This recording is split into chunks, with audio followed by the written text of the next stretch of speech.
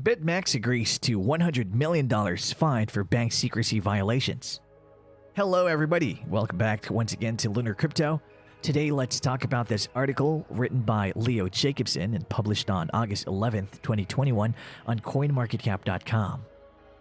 5 companies associated with the BitMEX derivatives exchange have agreed to a $100 million fine to settle civil charges that they violated anti-money laundering rules of the Bank Secrecy Act and the Commodity Exchange Act. Former CEO Arthur Hayes and his BitMEX co-founders Samuel Reed and Benjamin Delo, along with former head of business development Gregory Dwyer, still face criminal charges related to violating the Bank Secrecy Act that carry a jail term of up to 10 years. The charges stem from an October 1, 2020 action in which the Commodity Futures Trading Commission, or CFTC, and U.S. Department of Justice simultaneously charged the Bermuda-based cryptocurrency derivatives exchange with ignoring requirements that they collect personal identification information from U.S. clients and with failing to report suspicious transactions. While the exchange banned U.S. citizens, accounts could be opened with nothing more than an email address between 2014 and 2020. The settlement was announced on August 10th by the CFTC and the U.S. Treasury Department's Financial Crimes Enforcement Network, or FinCEN. BitMEX's rapid growth into one of the largest futures commission merchants, offering convertible virtual currency derivatives without a commensurate anti-money laundering program, put the U.S. financial system at meaningful risks, said Annalou Tirol, deputy director of FinCEN. It is critical that platforms build in financial integrity from the start, so that financial innovation and opportunity are protected from vulnerabilities and exploitation. Falling into line.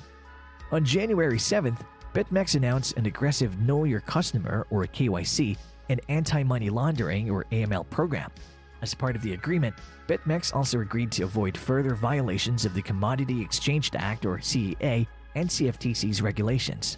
This case reinforces the expectation that the digital assets industry, as it continues to touch a broader pool of market participants, takes seriously its responsibilities in the regulated financial industry and its duties to develop and adhere to a culture of compliance, said acting CFTC Chairman Rostin Benham in a statement.